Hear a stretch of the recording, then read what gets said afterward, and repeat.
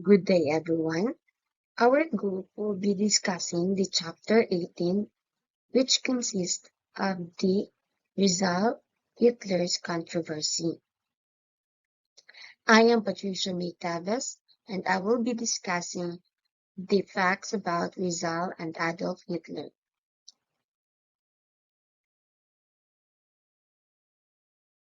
The question of legitimacy.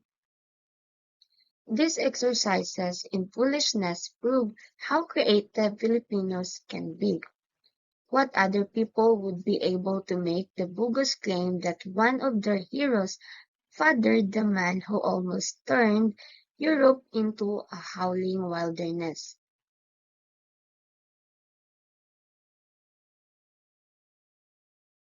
Now, does Rizal had a son? Do you know this man? This man is Ambet Ocampo.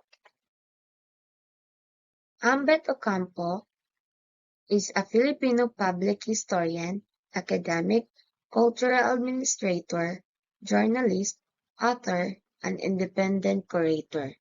He is best known for his definitive writings about Philippines' national heroes, Jose Rizal. Ambet Ocampo discusses the controversy surrounding the alleged legitimacy of Jose Rizal's son, Adolf Hitler and Mao Zedong. But we are going to focus about Adolf Hitler for now. These fanciful stories, which seems both funny and interesting, have been based on the idea that Filipinos can be claimed to have illegitimate children in a foreign country or in a foreigner.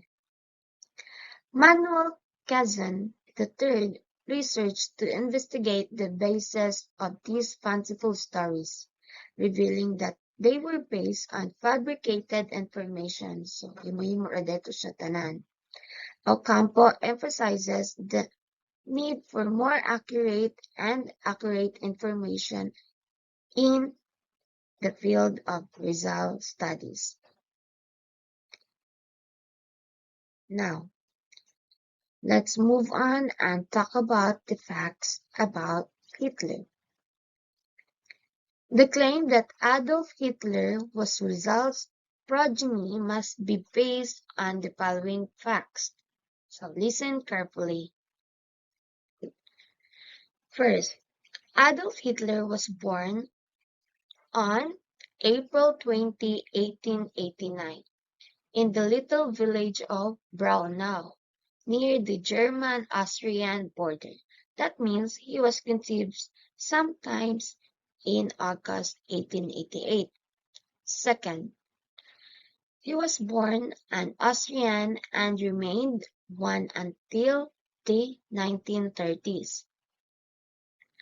The name of Hitler's mother was Clara Pölzl.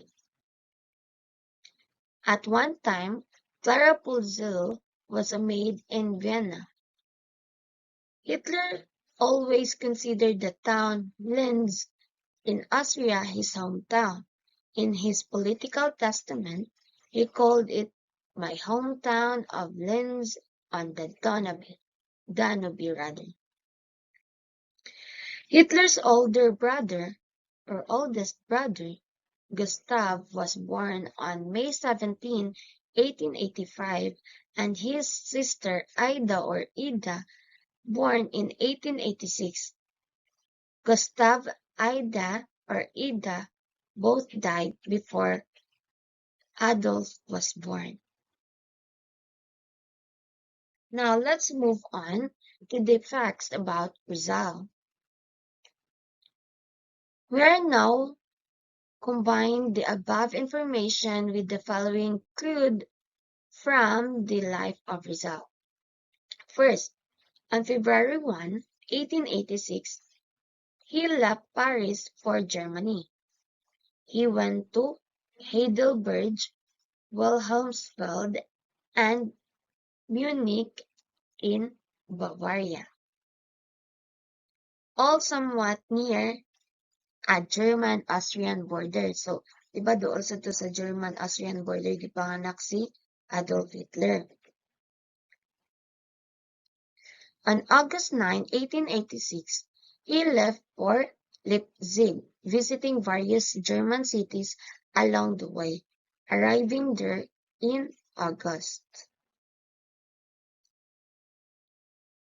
The third one, in October of the same year, he went to Dresden and then to Berlin. In Berlin, he finished Nole me tangere. One of the book's character is named Maria Clara, ang babae na kanyang minahal. And the fourth one, on May 11, 1887, Rizal began his grand tour of Europe.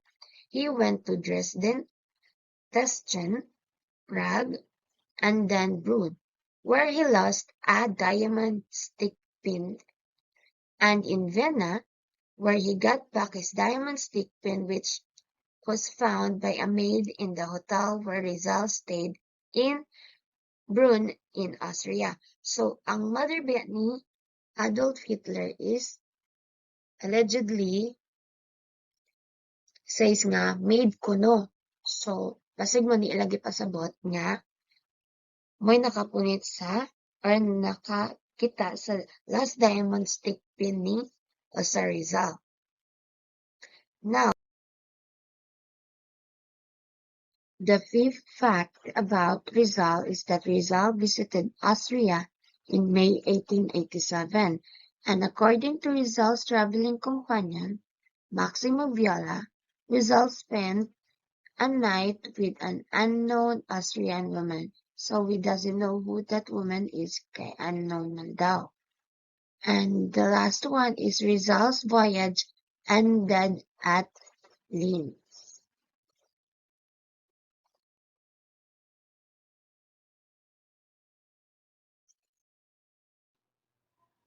Good afternoon, everyone. So this is Javaneri, and our topic is found in chapter 18 entitled "The Rizal-Hitler Controversy: The Question of Legitimacy." So since Miss Patricia Tives already discussed about the facts of Rizal and Hitler, now my task is to discuss their connections. So before that, let's have a short recap first about the facts of Rizal and Hitler in order to create a conclusion to connect everything and finally create a conclusion about their connection. So, on February 1, 1886, he left Paris for Germany. He went to Heidelberg, Wilhelmsfeld, and Munich in Bavaria. So, sa Rizal, pagka February 1, 1886, ninglakaw siya, gikan sa Paris, ningato siya og Germany, dayon ningato siya sa katong nga mga lugar. Katong Heidelberg, Wilhelmsfeld, and also the Munich in Bavaria. So all those places are or somewhere near a German-Austrian border.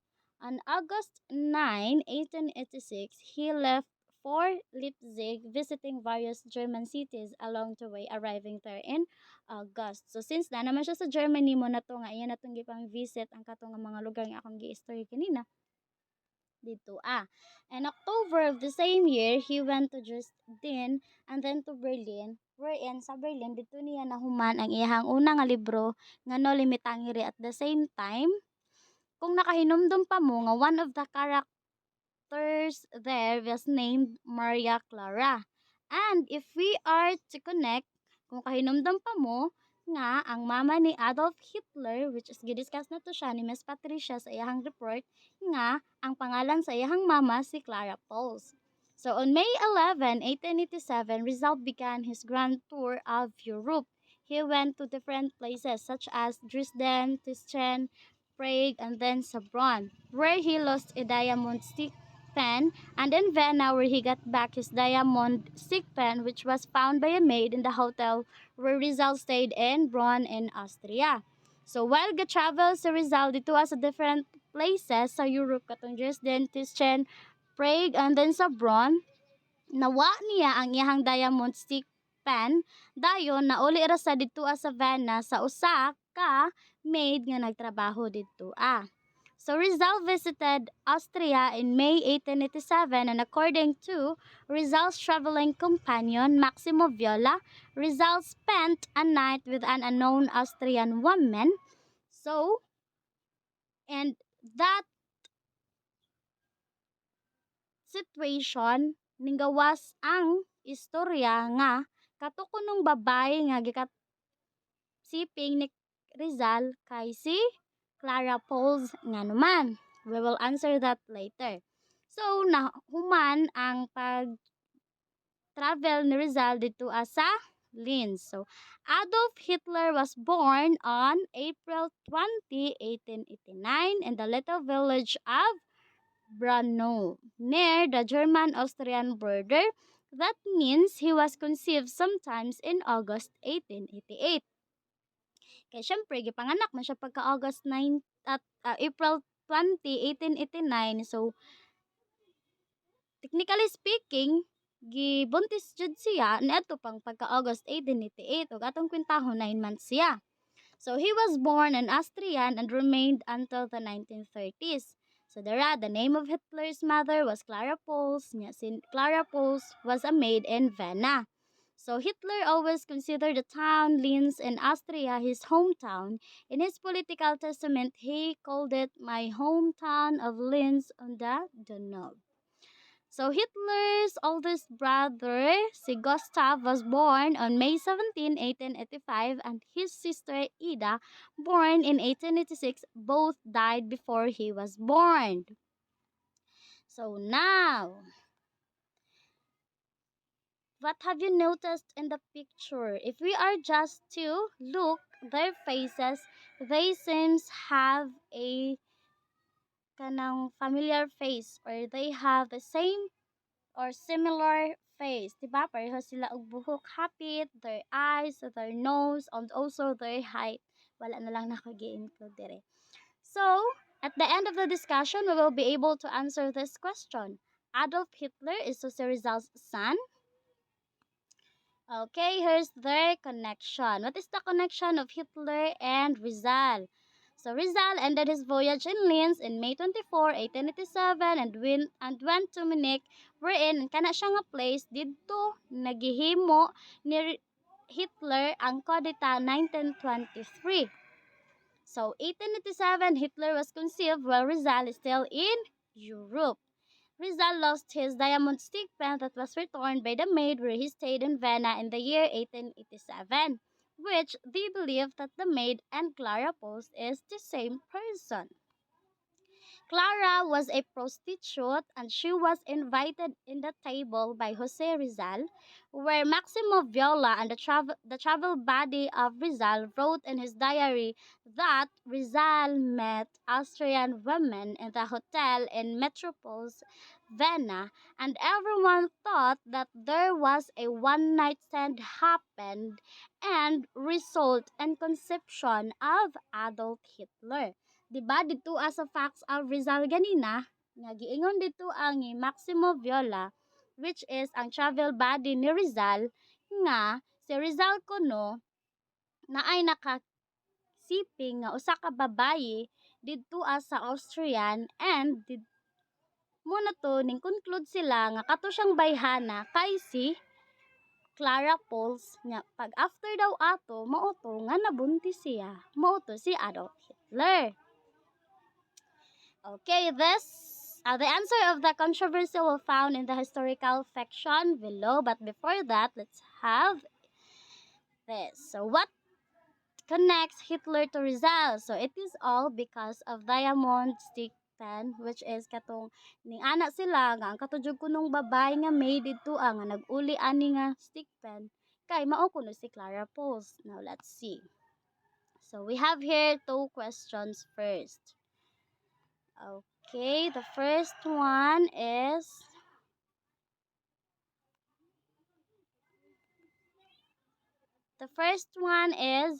it possible that the girl Rizal met in the hotel in Vienna is Clara Pons? is the same girl who returned the missing diamond stick pen of Rizal? Maybe. Let's see later. Second, is it possible that Adolf Hitler is a product of a one-night stand? Kay di ba? Prostitute man iyahang mama dayon dito na table man ni Rizal ang iyahang mama po dito sa club. And ningingon si Maximo Viola nga na ako ni nakasiping si Rizal dito So muna to, ninggawas to siya nga istorya o rumors nga si Adolf Hitler anak ni Rizal. Okay. Now, here is the historical fiction. So, in this topic, dili lang ma-answer nato ang pagkatao about ni Hitler but also si kinsa man, si Mao Zedong. But dili siya ang pinaka-center diri but still naatay gamay nga information lang kay na kuan man sa ni siya na chismis nga anak sa daw ni siya ni Rizal. Okay, Mao Zedong was also Rizal's son. He was born in 1893 in Yunnan province, where is near Hong Kong, but that time, 1893, diba, si Rizal was in exile in Dapitan. So, therefore, Mao Zedong is not Rizal's son. Kaya nga naman. Now, it could have been possible for Rizal to scamper around Europe and get Clara pregnant without anybody noticing. But he could not be possibly have jumped into a boat and rowed to Hong Kong without being caught. He did not pass through Hong Kong in 1888 and 1891, but he never seemed to have visited other parts of China. Kay di ba do sa daghanan nga nalaagan ni Rizal nga mga places, wala gyud siya nakabisita sa China. And ano ni siya? The Philippine urban legend. So sa una pagidi ay uso na gyud ang mga marites. And even until now, controversy gihapon ni siya nga kanang katungkang Hitler o Rizal. So later we will answer. So was Jose Rizal the father of Adolf Hitler? It seems impossible for Rizal to be Hitler's father because Rizal was in London and not in Austria 9 months before Hitler was born. Rizal was in London in July 1888 and remained until September 1888. This impossibility is based on the presumption that Hitler's mother was totally incapable of traveling some 1,135 kilometers from London to Austria. So, di ba? Kay, sige man jud sila nga anak jud kuno ni Rizal si Hitler. Pero, ang tinuo dili, kay nga naman. Kay from the time nga gibuntis si Hitler, wala naman siya dito sa Austria. Dito naman siya sa London from July to September 1888.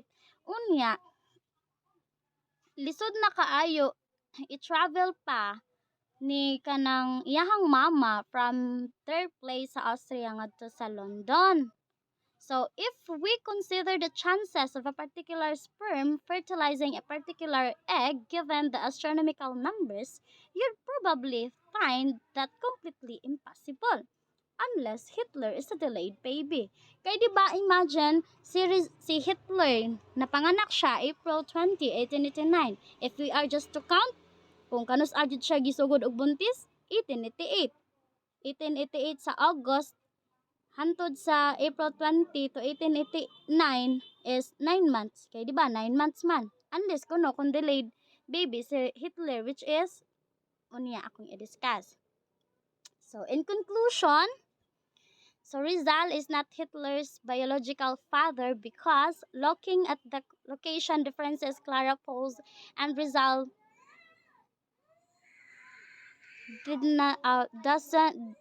doesn't connect the dots of the two being biologically related. Hitler was conceived during August 88. Rizal was in London in July 1888 and remained there until September 1888. So makaana jud ta nga dili gyud anak ni Rizal si Hitler kay lagi gipanganak siya April 20, 1889. Unya pagka gibuntis siya August 1888. Unya kana nga year. Kana nga man kay naaman si Rizal didto sa London. So giunsa man to nila. So katong gingon nga delayed baby later, let's have an answer with that. So May na siya. May Rizal and Clara Pose seen each other in a short period of time, but it doesn't have any proof that they have a relationship.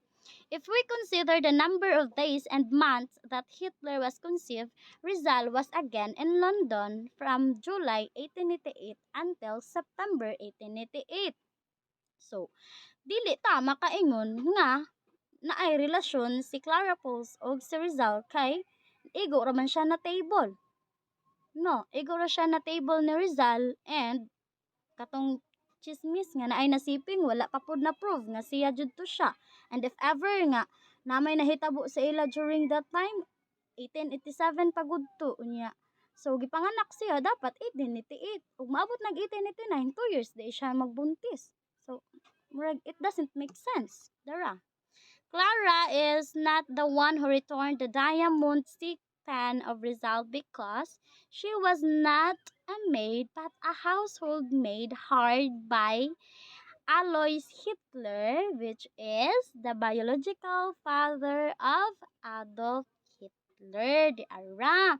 So, ang katong babay nga naghatag sa diamond stick pan kang Rizal kay dili si Clara Pose kay nga naman dili man jud siya nagtrabaho dito sa hotel kay nga naman household maid man siya dito ni Alois Hitler. And kani si Alois Hitler mao ni siya ang papa ni Adolf Hitler. So he was never in Austria in the entire year of 1888. If Hitler was born before 1889, Rizal could be his father because nobody conceived 2 years before the baby was born.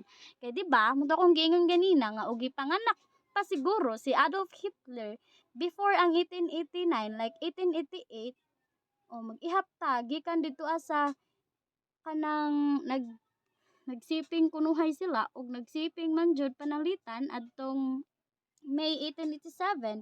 So dili na siya moabot og 1889 kay taas na kaayo ang panahon nga magbuntis nga which is ang natural ra gyud 9 months ra man ug naa man gani mo gawas 7 ug 8 tag sarapod pero kani siya sa ilahang case dili jud. Kay di ba taas na kaayo ang panahon nga sa 1887 sila nagkita nanganak 1889. Nakakuyaw. So, the conclusive proof supporting theory was falsified by the time, location, differences, and Clara's personality. So, therefore, dili jud siya ang papa. Kaya nga naman, dito sila nag-differ sa time, sa location. Sa location, di ba, daghang kito gipang lakaw-lakawan si Rizal. And during sa pagbuntis ni Hitler, wala siya dito sa ilahang place. Kaya dito man siya sa lahi, which is sa London. And also, ang personality ni Clara Pose. Takahibaw nga nabuntis lang siya after na nila ni Rizal of if ever siya maganitong nakasiping na Rizal. So, that's all for my discussion. I hope you've learned something from it. And thank you and God bless. So, the next topic will be discussed by my group mate, Miss Rafael. Thank you. God bless everyone. Hello everyone. Let me introduce myself first. I'm Rafael Sinerdagel from BSED English. Now, let's talk about the secrets of the Rizal family. From the word secret, it is a piece of information that is not generally known or should not be told to others. From this idea, nakahent na ta kung unsa ang atong topic karon. Now, let's start. Theodora Alonso, an illegitimate child. Before that, illegitimate refers to a child born to parents who are not married.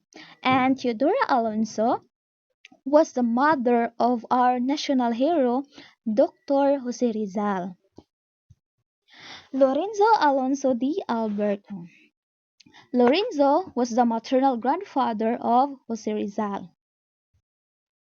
He was 24 years old that time and married a 12-year-old girl from Bigan, Paula Florentino. Paula Florentino was the daughter of Don Joseph Florentino de San Joaquin and Doña Loisa of Vigan, Ilocosur. However, it was a fixed marriage. Lorenzo and Paula never had a child, so fixed marriage lamang sila and wala sila'y anak. In 1824, 10 years after the marriage, Lorenzo was found living with another woman. After 10 years, si Lorenzo na ay laing babae, which is si Brigida Quintos. So, si Brigida Quintos di ay ang second nga babae nga niabot sa life ni Lorenzo. Ang iyahang legal nga wife si Paula. Their relationship not honored by law, yes, dili honored sa law, kay naay legal wife si Lorenzo, in which ang ilang mga anak kay illegitimate. Teodora Alonso and all her siblings, including Jose Maria Alberto, are illegitimate children. Sa akong giingon, Teodora's siblings are illegitimate. Lorenzo Alberto, having helped the Dominicans and their missions in Indo-China, was conferred the title Knight of the Order of Queen Isabella the Catholic, a title transferable to one of his children after his death. So, kini siya nga title transferable na ni sa anak ni Lorenzo once mamatay siya. This title is an honor or granted to persons of extraordinary services or the promotion of international relations and cooperation with other nations. When Lorenzo died, his children, the illegitimate children, devised a plan to keep the title under strong ties with the Spanish government. So, diri nga time, gi-devise nila ilahang plan para makip ang ilahang title ug mas mo firm ang ilahang connection within the Spanish government. Jose Maria Alberto disowned his real mother and declared himself the legitimate son of Lorenzo Alberto and Paula Florentino. Diri nga part gi-disowned ni Jose Alberto iyahang mama, which is si Brigida Quintos, and iyahang gi-declared ang iyahang kaugalingon nga siya ang tunay na anak ni Lorenzo and Paula. But before siya ni-declared, ni-approve na ay approval sa iyahang mga igsuon. And diri nag-start ang half-brother issue. The document of the Rizal Library showing that Jose Alberto and Teodora Alonso have the same parents supports this theory. So based sa documents ni Rizal sa iyang library, nag-shows ni nga si Rizal and Teodora have the same parents. So now let's move. Soledad an illegitimate child too. So si Soledad, illegitimate child basad. Soledad was the youngest child of the Rizal family. Being a teacher, she was the best educated among the Rizal's sister. So kini si Soledad mauni siya ang pinaka-educated. According to Barbara Gonzalez, a descendant of Rizal, said that Jose Maria Alonso de Alberto allegedly had an affair with his niece Saturnina. So according kang Barbara, si Jose Maria Alonso de Alberto na ay affair sa iyahang pag-umangkon, which is si Saturnina. Saturnina was the daughter of Teodora Alonso. Soledad was the fruit of this love affair. So, tungod sa ilahang affair, si Soledad ang nibunga. Saturnina went out on a vacation accompanied by Teodora only to come back with a newborn child. So, to hide his shameful act, nilakaw si Saturnina para sa vacation kauban iyahang mama, which is si Teodora Alonso. And after manganak, nibalik sila kauban ang baby. Teodora Alonso claimed that the child was here. So, diri ang apart, gi-claim ni Teodora nga iyahang ang anak para matabunan si Saturnina and para dili sab maguba ang ilahang image. Soledad was the most beautiful among the Rizal sisters. Si Soledad daw kuno mao ni siya ang pinakagwapa sa Rizal sister kay naa siya'y mestizo nga papa. This could have been the real reason why Teodora Formoso hated Teodora Alonso. Then mausab ni ang rason nganong hate ni Teodora Formoso si Teodora Alonso. Teodora Formoso was the wife of Jose Maria Alonso de Alberto. Now, to sum up, I tackled about the secrets of Rizal's family. Lorenzo was married to Paula Florentino. However, after 10 years, Lorenzo was found living with another woman, which is Brigida Quintos, and making their child illegitimate. Then, Jose Maria Alonso de Alberto have an affair with his niece Saturnina, and Soledad was the fruit of this love affair. And this is the reasons why Teodora Formoso hated Teodora Alonso. So, according sa quotation ni Barbara, what's wrong? Just tell the truth. The truth is the best thing. It will show Filipinos that anybody can be a hero. Thank you for listening. Bye-bye.